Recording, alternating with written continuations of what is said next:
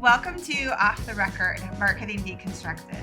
On today's podcast, we are going to be digging into the difference between leads and conversion and how those two relate to each other. It's important to have that process in place so that when these leads start coming in, we know what's going to happen to them. Everybody would love to have a 1 cent cost per conversion and again 100% conversion rate. Neither of those things are realistic. It provides us background information. It gives us context on why certain things may be working or not working. Those metrics matter. Like, we don't just track those for fun. Yes. Right. Like, they mean something, although it might not.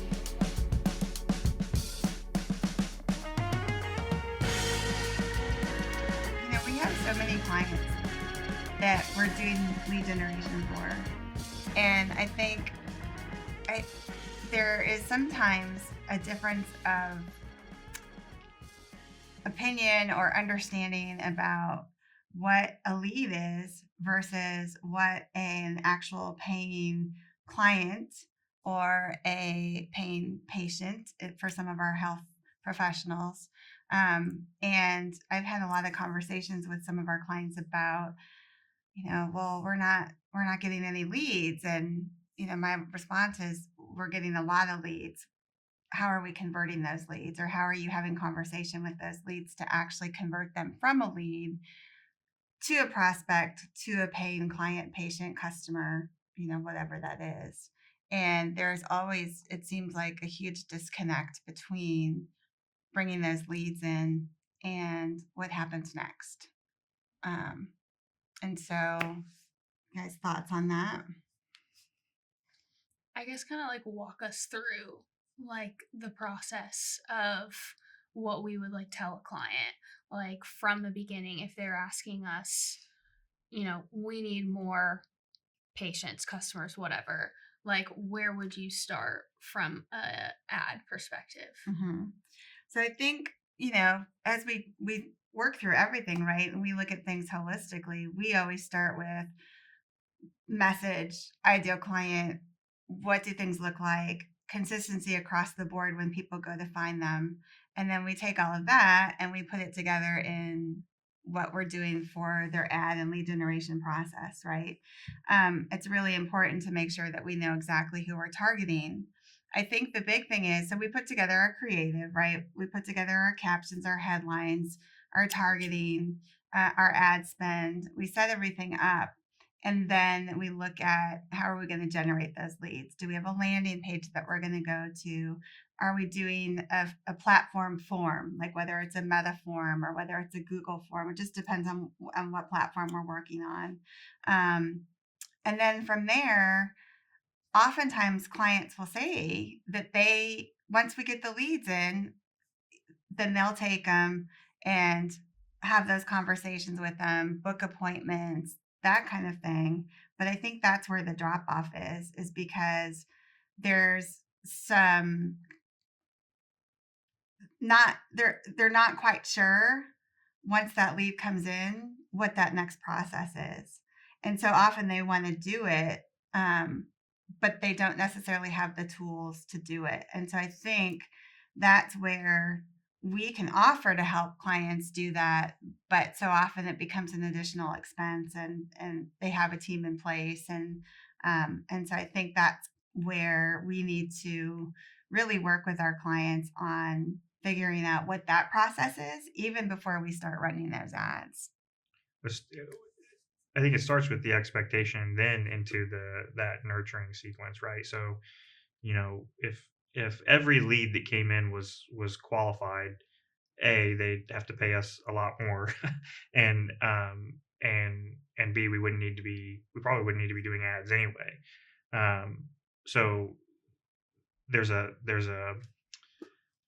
qualifying process that happens on those leads first, right? It doesn't, whether the agency does it or whether the client does, like, someone has to qualify those leads to weed out the ones that we don't really want to waste our time with. And then, yes, after that, there's that what we would call like a nurturing process, right? There's a difference between lead generation and lead nurturing. And so, we have one client where they have like a 6-month nurture process with like 17 different touch points. and it's a combination of phone calls and emails and it's super detailed, right? And it's kind of templated in some ways.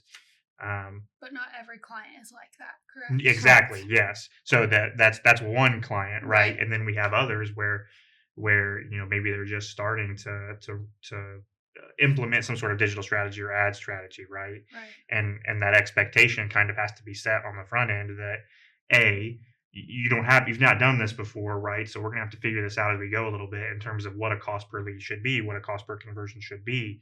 To we need to get to a baseline point. And what a conversion rate in that type of industry Yes, looks like. So they're not yes, shocked either way, low or high. Certain food, quick things have a higher conversion rate as opposed yes. to a longer term or Right. obviously bigger purchases. You Mhm. have different expectations for Mhm. your conversion rate. That I think is sometimes where the disconnect can be between marketers and brands, right? Is the actual expectation. Everybody would love to have a 1 cent cost per conversion and again 100% conversion rate. Neither of those things are realistic. They're never ever going to happen. Sorry, all of you business owners out there, right? It's just not reality. That doesn't mean that you're not going to get your money's worth. It just means that that expectation has to be set based on who your target audience is, what your location is, right? The difference between New York City and Sheridan, Indiana, right, are Right. vast, Right. right? Yeah. And so that expectation piece, I think, is super important as marketers are working with business owners or decision makers, C-suite level executives on these strategies. hmm And And I think we look at things a little bit differently too. I think location that you mentioned, Sean, too. So we have clients that have locations all over the country, but what works in one location doesn't work in the other location, and so it takes a little bit of time to figure out, what's the messaging for that location, what's the targeting for that location, what's the radius for that location, and if you're in a larger metro area, it's going to be a higher cost per lead, most likely than another location. It just really all depends, and I think so many times clients come in thinking that like, okay, let's turn those ads on and get those leads running, and there are some agencies that do that, but it also is becomes a higher spend off the bat because you haven't done all of your learning and planning ahead of time. And now I'm actually starting to, I think we are starting to have conversations with our clients before we even start lead generation about the process, because it's important to have that process in place so that when these leads start coming in, we know what's going to happen to them, right? Who is going to be responsible for following up on the leads? What's the process to do that? What happens if we talk to a lead and they're not quite ready? How do we nurture them? What does that sequence look like? And so I think for us to make sure that we are giving the best service to our clients, we have to do that and have those conversations and set that up before we even start the process so that on the other side of it, um, it's a much better scenario for the client. Yes. Well, kind of going back to what you said, Sean, I think it's the setting the expectation or like the client having realistic expectation, but us as the marketing hand, the agency, it's also the education piece. Like educating them before the process even starts so they can have the realistic expectation. Yeah, and there's all kinds of data points that we look at as the marketers that the business owner or the decision makers don't may not even know exist, Right. and that's hmm fine. They don't have to be involved in those nitty gritty details, but something in the sales process. I think the number now is like 7 touch points or something before hmm like that's At kind of least, yeah, yeah. and there's again, depending on industry location, right? I mean, you might be advertising a product or a service that someone can't just see an ad on Facebook or Instagram and immediately make that decision or sign up in that exact moment. hmm And we talked about this in a previous episode where, yeah, cost per lead, cost per click, those types of things are cost per conversion. They are very important, and we do pay a lot of attention to those, and that's very important to determining ROI. But if hypothetically, depending on what your service is, what your product is, someone might see it, and then they might screenshot it, bookmark it, whatever, click the link, and then save it for later to talk to someone else about their spouse, their kids, their parents, whatever. And then maybe they go back to your website, your landing page, whatever, and sign up that way without going through your ad. Okay, that's not a conversion in your ad account now, right? But it's still a conversion from your ads. And Right. so it's the numbers are a little bit wonky, which is where things like engagement rate come into play, click through rate, frequency. Frequency is the number of impressions, which versus the number of reach, the amount of reach. So the reach is one person, but if one person sees that ad twice, it's two impressions. And so the reason frequency is important is because you don't want it to be too low, right? Because then you're not staying relevant and staying in front of people. You also don't want it to be too high because you don't want to be wasting your money on people who aren't going to engage with your ads, Hmm. right? So once you get to that like 2, 3, 4, 5, again, there's all kinds of variables that go into it. That's kind of your healthy frequency range. So there's all these things that like because there are some of those variables depending on what industry you're in where a convert your ad might spark interest but not measure as a conversion in your ad account that there's some of these other numbers like engagement rate, like click-through rate, like frequency, some others that are just as important to look at because it can tell you some of that other side of the story. Hmm. And I think that's important for a client or future client to hear Yeah. is that like those metrics matter. Like we don't just track those for fun. Yes. Right. Like they mean something, although it might not look like it's a direct correlation to your ROI, like it still matters. Yes. Yeah. And that provides us background information. It gives us context on why certain things may be working or not working. Yeah. It might not directly mean something to them, but it might mean something to us on whether we're diagnosing something, if it's working or not working. It just gives us a little bit more information to go off of rather than just click through rate and cost per click. Like Yeah. if that's it, then that gives us very little information outside of just those two topics. Yeah. And Cassie, you asked a little bit earlier about like what's the process, and if we look at that from a little bit of a broader perspective and not dig so deep, right? We kind of talked into the ads. Is overall, your ad strategy is very much like other marketing strategies that you do because we use our rise process, but we want to be able to reach our audience, right? So we look at how are we going to reach that audience? How are we going to let them know about you, bring that brand awareness to them? And sometimes if you're a new business or you haven't done a lot of marketing or advertising or you've been dependent on referrals, those kinds of things, it's going to take a little bit of time for people to see you and get to know you, which is where overall you're looking at not only ads, but you're looking at your organic, right? So we want to look at reaching people.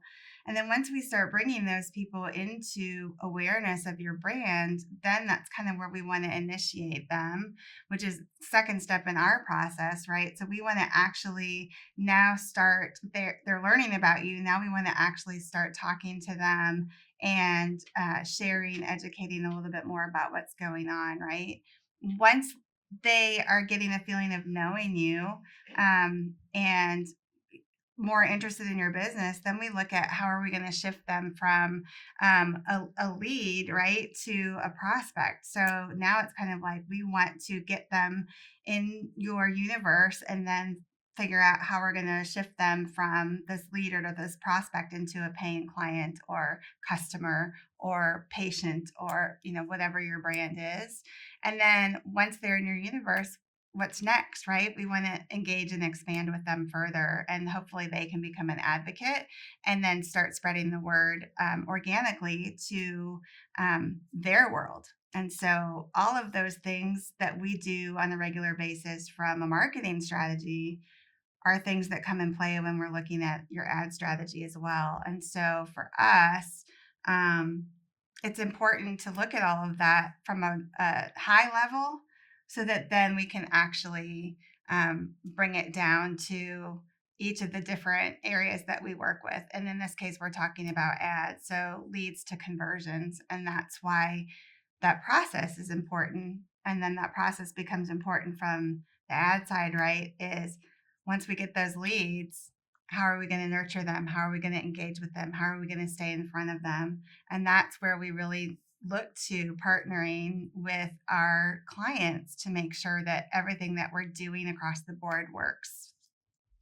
And the kind of layman's terms of that, and to connect it also back to the metrics piece, is having that, if we're seeing a lot of, for example, if we're seeing a lot of leads but not enough conversions, the question everybody's going to ask is why, right? So again, take all this with a grain of salt, because it's different based on business, based on product, service, industry, location, all these things. But okay, so the advertising is working because we're getting a lot of leads, right? So what's happening after they see our advertising, or after they fill out a form, or after they click a link? Is there something on the website? Is there something with the language? Is the ad misleading compared to what they're seeing on a website? Is the do they maybe click on your profile and you don't have an active social media account, right? Is the SEO on your website, or is the aesthetic of your website like, there's all these things that we would look at to try and understand, which is where the kind of holistic piece comes in, and that Mm-hmm. like foundation. If you come to us and you have no marketing baseline or strategy prior to coming to us, and you say, I want to turn on ads right now, we're probably going to advise you against that. We're going to say, let's get your social media optimized where it needs to be, and let's make sure your website is the messaging is what it needs to be, the aesthetic is what it needs to be, because then whenever you do bring people into that kind of environment, or you do kind of create that interest, you have the kind of ancillary pieces that can continue to talk to them, right, to connect with them, as opposed to just getting them to fill out that form and then keeping your fingers crossed, basically. Yeah. I think also, I was kind of piggybacking on what you were saying, Sean. For instance, like we have a client that came to us and is really trying to build their list and build um, their audience, so that eventually they have a larger audience that they can start targeting. Um, but the message that they wanted to put out from an ad strategy to a particular targeted client is different than the messaging that's on their website. And so I think it was important for us to share that, if your messaging on your website isn't really matching, or if there's nothing on it that attracts that client that you're trying to target, when they go to look at your website, it's going to cause confusion, and a confused person isn't going to buy or continue to engage. And so that's again where you have to look at what you're trying to attract is something that you need to attract across the board. And you may have 2 or 3 different types of clients or customers, right, that you want to attract, and that's okay. You just want to make sure that they're seeing that across everything that you're doing. If we're a client, I think about this a lot, because there is so much variability among what's appropriate with cost per numbers and convert percentages and things like that. And I always think about, like, the ROI piece. There are some clients where 1% conversion rate, right, or $100 cost per conversion, or even more maybe, is absolutely worth it, Mhm. right? And so, but then there are others where if we don't have their cost per lead down below $1, financially, it's a bad investment from the business owner's Right. perspective. Yeah. And so I always think about um, the platforms and things that we're doing advertising on, right? Like the difference between pay per click ads, right? The difference between there's, I mean, I'm always shocked by the amount of smaller local businesses that you hear doing radio or television ads, right? Not because it's a bad investment, but I to me that's like, okay, you must only need one conversion, right, from that to be able to make your money back, or to make it worth your while. Hmm. And so I like trying to put myself in the client's chair, their shoes, right, and be like, okay, based on all these variables, should we be doing pay per click, right? Should we be doing more of Facebook, Meta, Instagram? Right? That's more of like a broader audience, right, in terms of reach, things like that. Or Hmm. do we need to look more at traditional marketing? Like, should we get a billboard on 465? Like Right. whatever it I think is. it also depends a lot on what their goals are, Yeah. right? What's the client goal? Is it to bring in as many potential clients as possible, or is it to get their name out there to attract clients? again, clients, customers, patients, whatever it is that we're trying to do for that particular our client. But so goals are really important in everything that we're doing too. And then we look at putting all of that together, right? I mean, that's one of the things that I think we do really well for our clients is putting all of the pieces together where we're building awareness at the same time that we're attracting their ideal client to them. And then helping them connect the dots from once that lead comes in, how do we convert them to that actual paying client? And it could happen like that, or it could be over time and how we nurture them, right? And again, that depends on what your sales cycle looks like and what your product looks like and what the value of what you're offering looks like. So there are so many different variables that go into place. And so I think if you're a marketer watching this or if you're a business owner watching this, I think those are all things that should be considered, that you can't just start putting ads out there trying to get people in and expect quality leads and quick conversions. I think that is I think that's a myth of what people are taught or told or their expectations. And so we look at things a little bit different. Thank you for listening to today's episode of Off the Record Marketing Deconstructed. If you would like more information about our team, you can follow us on social media at 5 and Rise, or you can visit our website at 5andrise.com. We invite you to share, subscribe, and leave us a review, and tune in to our next episode.